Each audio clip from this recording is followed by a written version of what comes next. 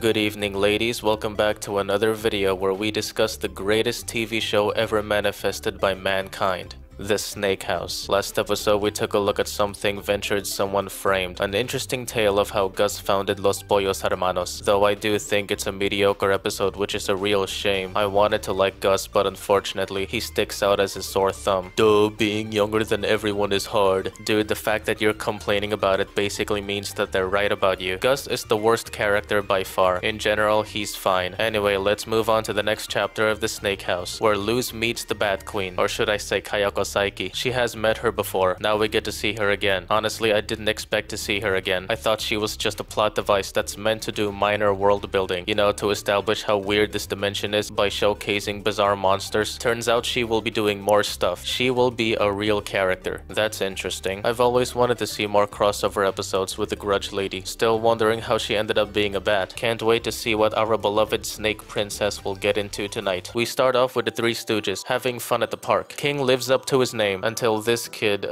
Snot Bad Woman, steals his throne. He commanded Idolin to destroy that con man. Yeah, I'm not using Albert to blow up a 5-year-old. He's got better things to do. Dude, I don't think he was asking you to use Albert to destroy him. I believe he was requesting you to use your finger magic. How did you get him? Get? I made Albert from the branch of an ancient tree. So you did get Albert. You made him after you got him from an ancient tree. You got Albert. Snot Bad Woman pushed him down to the ground, causing King to do his squeak of rage.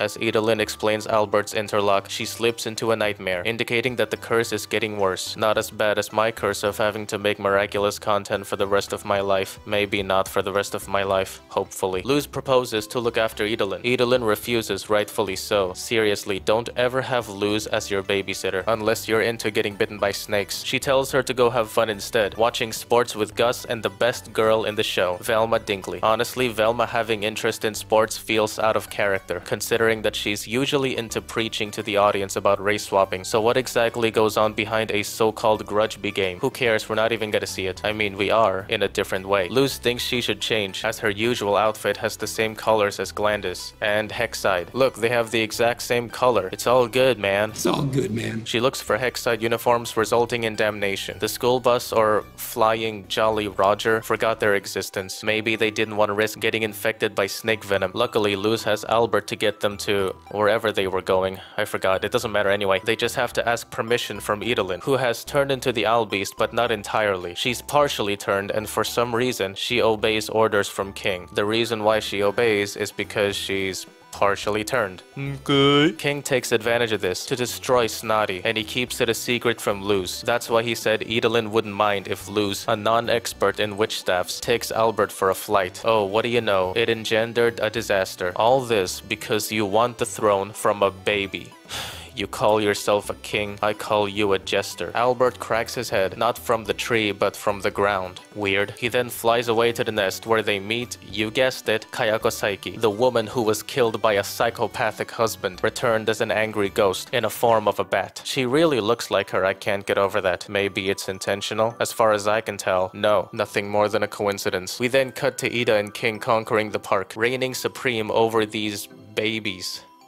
Do you have any other ambitions, dude? I'm asking for a friend. Anywho, back to the grudge. You'd think that after doing a fine job taking care of her babies, Luz, who is affiliated with Idolin, will be able to reason with Saiki-sama. Unfortunately, she doesn't trust her. Not only that, but she also doesn't trust Idolin. How come? She chose her to babysit her babies before. What's her deal now? Because Luz hurt Albert. Well, why does she suddenly care so much about this guy? We'll get to that later. To get Albert back, she must go through some trials, which is supposedly what a grudge bee game is all about. Trial survival. Say that 10 times fast. Trial survival, trial survival, trial survival, trial survival. I don't think it's that hard. The trials are basically chores. She's simply going through what the Karate Kid went through, except she's not learning karate, she's trying to earn Albert's trust. Honestly, I adore it when characters, especially if it's the main protagonist, step up and take responsibility for their actions. It shows growth, maturity, and a willingness to learn from mistakes. Watching Luz confront the consequences head on adds depth and realism to to her character. It creates a sense of accountability and makes her more relatable and human. Seeing her take on challenges the Bat Queen ensued with pure dignity makes me root for her even more, knowing that she is capable of character development. It's inspiring to witness characters evolve and mature through their choices, showing that taking responsibility can lead to personal growth and resilience in the face of adversity. The best part is, this does not feel like a desperate attempt to get me to root for her, simply because it makes natural sense. It has foundation. I know exactly how it ended up to this. The Three Stooges missed the bus, so they take Albert for a chance to not miss the Grudgeby game. Albert crashed, and that's how we got here. It's crazy how recently Miraculous isn't capable of fabricating something this simple. Remember the time Marisu got traumatized? Me neither. Remember how this bozo gets to learn Kung Fu? Me neither. Remember why Luz became determined and responsible to earn Albert's trust? Me too. Bottom line, Luz is awesome, but one problem.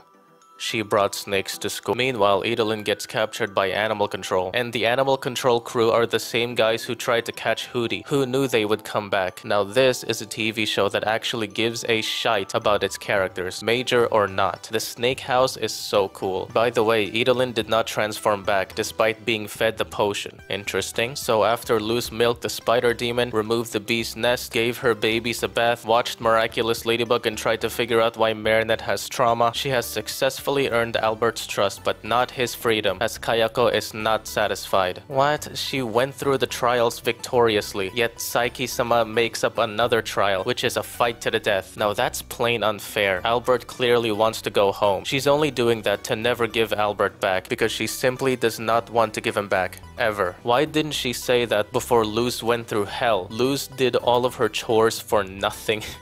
Wow, that is what I call a con artist. I gotta hand it to you, bruv. You literally made her do all of your chores, and you gave nothing in return. Saul Goodman got competition. Anyhow, Luz rescues Velma and Gus. When the Bat Babies are about to engage, these two morons stood still.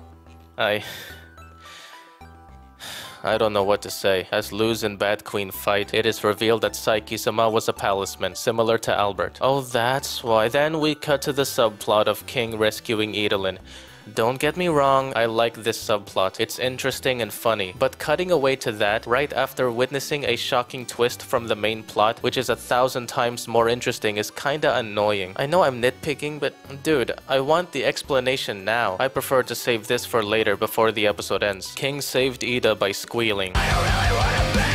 She turned back to normal, and let's get back here. The Bat Queen was indeed a palisman. She used to be part of a grand staff made for a giant until she was broken and forgotten. That's why she was so protective of Albert. It's because she feels the exact same pain he's feeling. So not only did the Bat Queen become an actual character, but she also did further world building by revealing an entire species of palismen that she protects with all her might as she's suffering the same pain they're feeling. I can't express how good the writing is. Luz finally got Albert back thanks to Albert showing off how cool he looks when he does this to his eyes. Whoa, you look cool. Very well, you may return. Luz gave Albert a bandage, the elixirs don't work on Idolin anymore, and the Bat Queen feeds her babies a book that she got out of her stomach?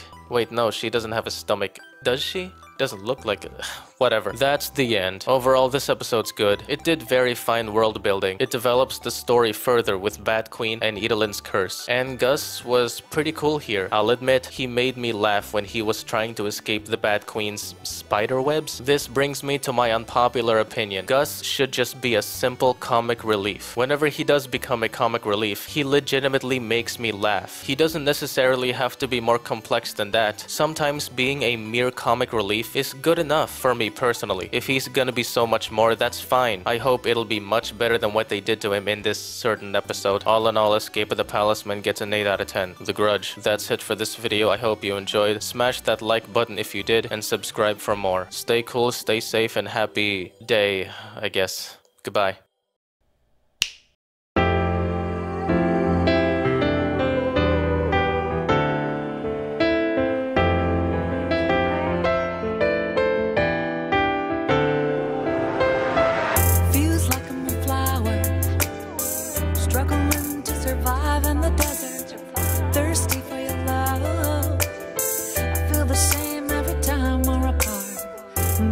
Like eternity, he kicks me into insanity.